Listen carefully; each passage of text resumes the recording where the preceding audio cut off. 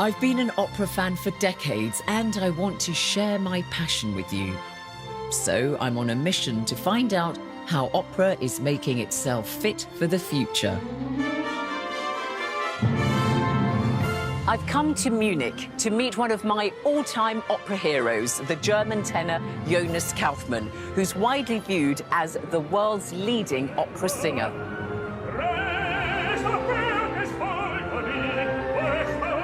He's a charismatic person, performer. His way of communicating, his intelligence that one hears whenever he is singing is just unique, and that makes him really very special. But the pressures of staying at the top are immense. The highs and lows of life as an operatic celebrity from one of the people who knows him best. To get to the top is not so difficult, but to stay there, this is really a hard one. Are the sacrifices worth it? The moment it all falls into place and you are at a position that you've hardly ever dreamt of, is so much of a payback that everything, all the work that you've done before seems to be minimal. Jonas Kaufmann unveiled. Let me take you to the opera.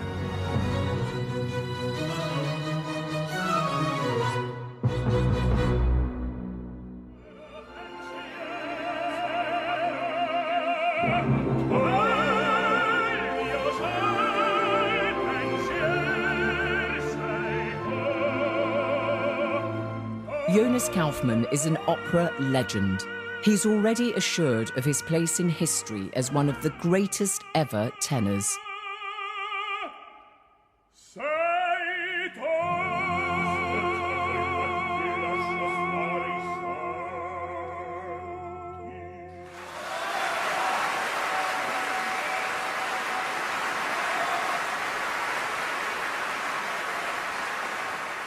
Like millions of others, I'm a huge fan of Jonas Kaufmann, and I try to see him perform whenever I can. I am in awe of his almost supernatural talent. But now I can go one step further. I've come to the Opera House in his hometown, Munich, to find out more about his meteoric rise to global fame. The Bavarian State Opera House is where Jonas began his career. And tickets are always snapped up for his performances.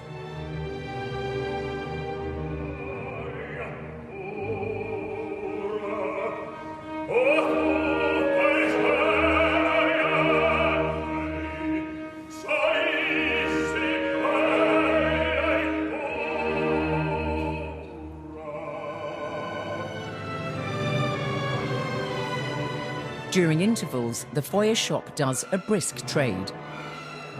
Which single artist you sell the most DVDs and CDs of? The most and the best singer, it's Jonas Kaufmann here in Munich, and I think also in general.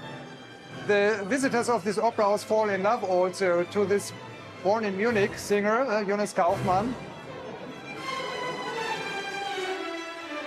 Serge Dorny, general manager of the Bavarian State Opera, explains Kaufmann's appeal. Well, the house, whenever he comes, is packed. I mean, this is one of the first performances to be sold out. Up to the point that even the orchestra pit, when he does a recital, we have to lift the orchestra pit and put seats. I mean, recently in a recital, he had to sing 5 encores, and they wouldn't stop. Kaufmann's international career really took off in 2006 when he performed alongside soprano Angela Gheorghiu at the Metropolitan Opera in New York.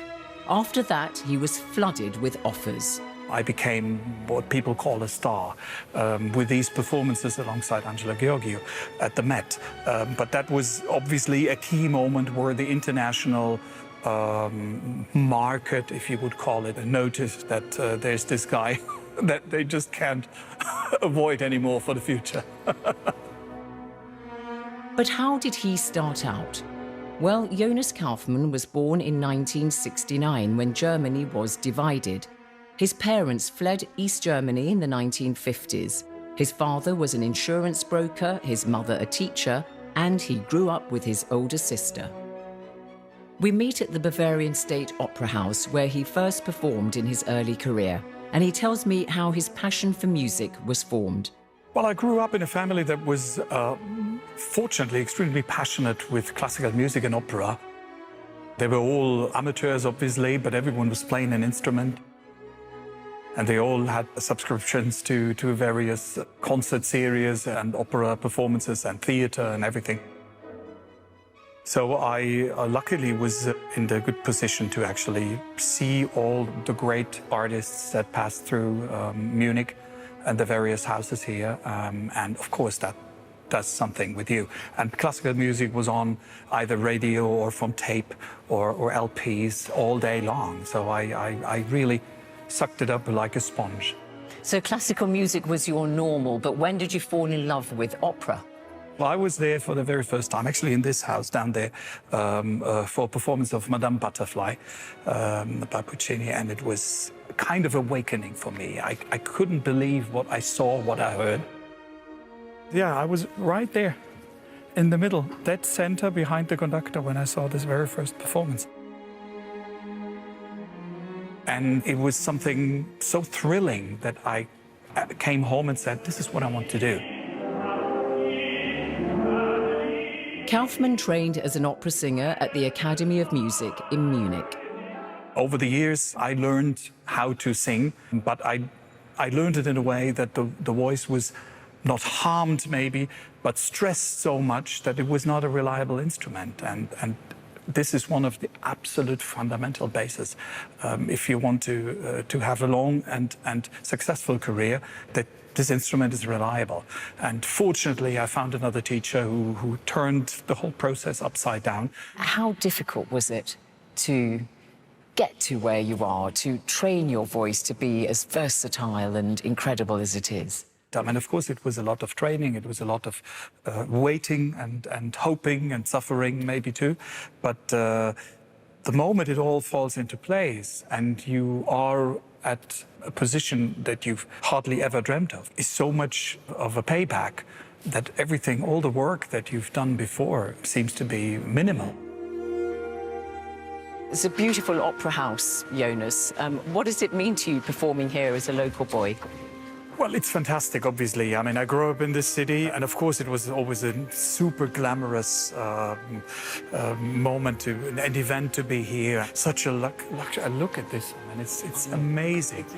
And to then be able to not only walk through here and afford a ticket, but to be the one that people are queuing for, it's unbelievable.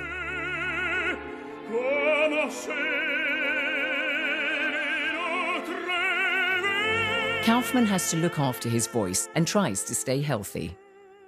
Well, I don't have a general recipe. I mean, I do some warm-up exercises, some yoga that I do every day, and I do it also right before the performance because I believe very much into the fact that only a body that is fit and awake can hold a healthy voice. If you only concentrate on these tiny little vocal cords and all your effort goes through there, I think you're going to destroy the instrument and have no result whatsoever. If you run dry, it's a matter of seconds and your voice is gone. Some people chew chewing gums, or I have these little gummy bears that I put somewhere in my cheek, but something like that. While you're singing, you'll put a gummy bear in your cheek? Yeah, a little something, yeah. But Really? Can you sing with they're it? small ones, it's not these big ones, the babies. That's one of the secrets of your success. But not beer, for which the Germans are renowned. That Oh, doesn't absolutely. lubricate. Beer is very, very important because after a performance, you're extremely dehydrated. And then there's nothing better than a beer. That's an to excuse, fill up Jonas all of- Kaufmann.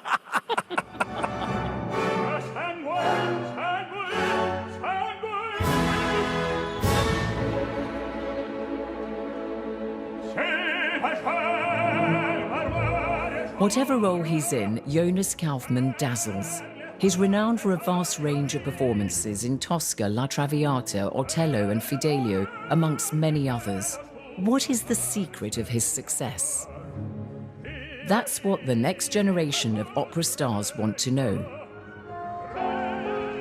So I've come to Castiglione della Pescaia on the Tuscan coast in Italy to meet the young singers who want to learn from Kaufmann about how to get to the very top, as well as the pressures of remaining there.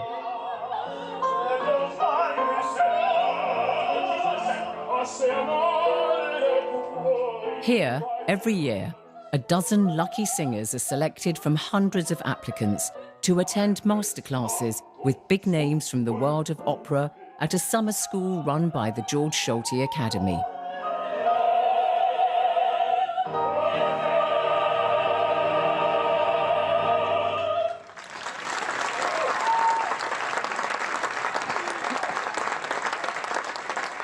The Academy was set up in 2004 by the family of the late Hungarian conductor George Solti.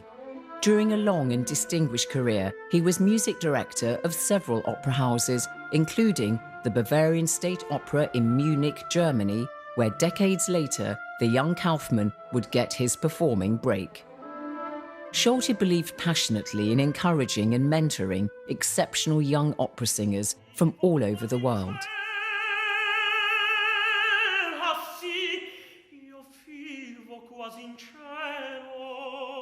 That's beautiful. Do it one more time and be even longer on Heaven. At the beginning... Jonathan Papp is co-founder and artistic director of the George Solti Academy and is one of the world's leading vocal coaches. We've had some really wonderful singers that we've nurtured through here, and they've gone on to sing at all the great houses. Angel Vargas is a tenor from Puerto Rico and studied music in the United States. I first saw Jonas Kaufmann in a video in 2011 of the Royal Opera House production of Tosca. And I had no idea what he was singing, but he made me feel so many emotions. The music and his voice just took me to a place that I wanted to feel again. So that's why I study opera, because of the passion and the emotion I felt in his voice. What I admire the most about Jonas Kaufmann is his voice, his passion, his artistry. Everything he brings whenever he's on stage is just so pure. How would you describe Jonas Kaufmann's voice in the pantheon of tenors? It's extremely rare to find a voice like Jonas Kaufmann. And it's finding a voice where the person's put in that kind of work to give them the longevity, but also to give them this expressive quality in whatever they choose to sing, the dramatic quality, which is compelling when you're in the audience.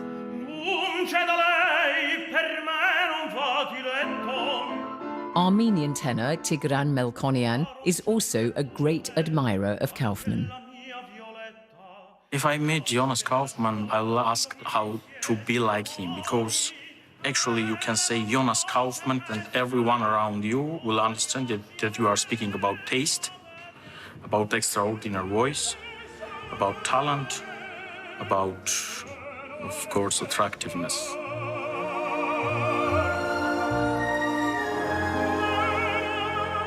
What advice would you give to young tenors or young opera singers who are embarking on a great career?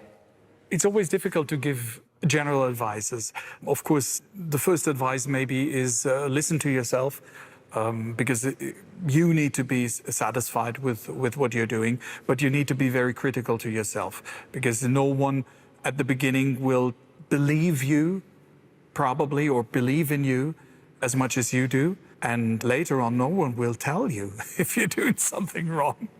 And the second is, you have to burn for it. And if you burn for such a thing, if you have this passion, you have to do it. And it's a tough world. And I'm sure there are a lot of great, great talents out there. But unfortunately, many of these talents never make it because they get the wrong advice, or they are not discovered by the right person to be guided in the right way. And their talent is burned within a couple of years. What would you say is the secret of your phenomenal success, Jonas? Well, the easy answer to the question what the secret of my success is, there are not that many. I would love to have more competition, and especially the number of tenors is going down. But, I mean, stability is maybe one of the reasons. I keep that quality and I kept it now for quite a while, for at least, let's say, 15 years. And there's a certain guarantee when there's a performance with Kaufmann that there's a certain quality to expect. But, I mean, what about the sacrifices you've had to make along the way to get to the top of an opera career such as yours? There are a lot of things that you have to give up. I don't want to say you don't see your children grow up, but there are these moments where you really, really, really want to be there. Whether it's a play that they're playing or a first day at a new school, and you want to be there when they come home and talk about it, because of course you hear from it secondhand or maybe a video or something, but it's not the same. It's not the same also for them. I'm sure there are people who want to swap with me, and so I shouldn't complain too much. Thomas Vogt is Kaufmann's official biographer and is also his media manager and close friend. Even in the same production, he will never give the same performance twice because it's all different. I mean, of course, he always looks for some days to refill the batteries, but sometimes I wished he would stop for more than 2 weeks, let's say a month, without doing anything to be ready for the next season. Sometimes it works, sometimes it doesn't. So depends on the planning. How does he deal with having to cancel performances when people have bought tickets and they want to see him? Oh, yes, this is really a hard thing if he has to cancel because of illness. And on the social media, there are many, many voices of people very disappointed. Every cancellation is always a problem, and it's something that you don't want to do easily. I totally understand the frustration. What I don't understand is if I buy a ticket for Bayern München or Chelsea and my favorite player is not playing because he's injured, everyone feels sorry for this person, but no one asks the tickets money back. They all see the same game, only that it maybe turns out with a different result because the best player was not on the field. But in opera, it seems to be a very different story, and people don't believe that opera singers can be sick and have problems of health and therefore not able to sing. Which on the other hand maybe shows me that it seems to be something extraterrestrial, something not human, what we are doing. That's why people don't believe that we are human beings and that this gift that we're having can be easily destroyed.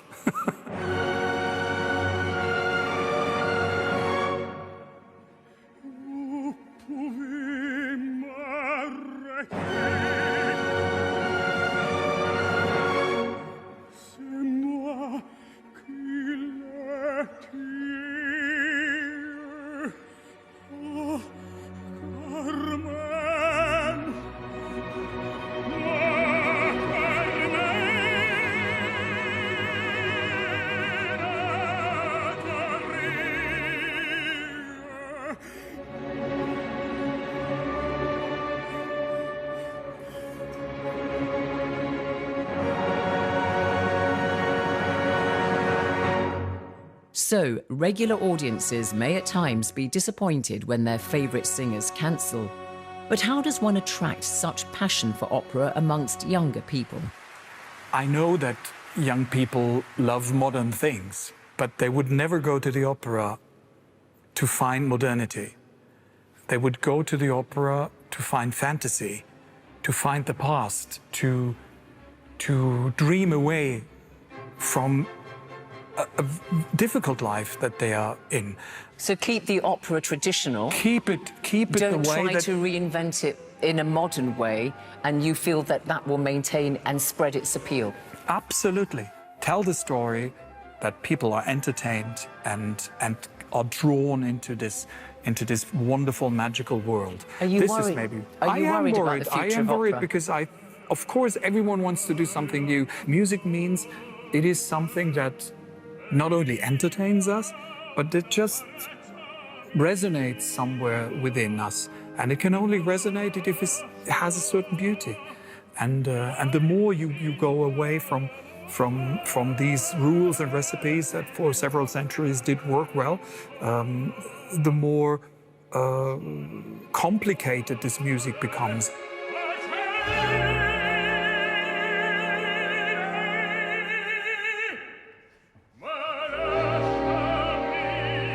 Jonas Kaufmann is extremely important, actually, for opera today and opera tomorrow. Somehow, he makes it relevant. He gives it a kind of actuality, his personality, the way he is approaching it. So he makes it that opera is not something about the past. There is no nostalgia of the past. I mean, somehow he communicates nostalgia of the future. So, Jonas, what are your plans for the future, or have you done everything you want to do? Well, pretty much, yes. The list is getting shorter and shorter. It's more of the same, but more of the same is actually already quite a variety because, I mean, fortunately, the repertoire has been growing so big that whatever I take on, even though I've done it already several times, but it's certainly ages ago, and that makes this whole thing very exciting and interesting, and it keeps me attracted to it. It's been a joy to spend time with Jonas in Munich. I even managed to share the stage with him. This is a stage with which you're very familiar, Jonas. It is true, absolutely, yes. And what's it like performing here in your hometown? It's fantastic. I mean, it's an absolute dream come true. I mean, imagine you stand here and there's a crowd that cheers and is asking for more. I don't have words to describe the feeling that you were the one chosen to stand there. It's amazing. Questa Mimì, Gaia fioraia, il suo venire completa, la mia bella, la bella compagnia, guarda. Oh yeah. Being serenaded by Jonas Kaufmann, I have to say, is one of the highlights of my life. I just introduced her as my fiancée. Oh, well, even better. Jonas Kaufmann's standing as one of the greatest opera singers in history is secure. Here in his hometown of Munich, audiences at the Bavarian State Opera House see him as the local boy turned opera legend. And he inspires a new generation of singers, as well as his countless fans, including me, who will want to see him perform for many years to come.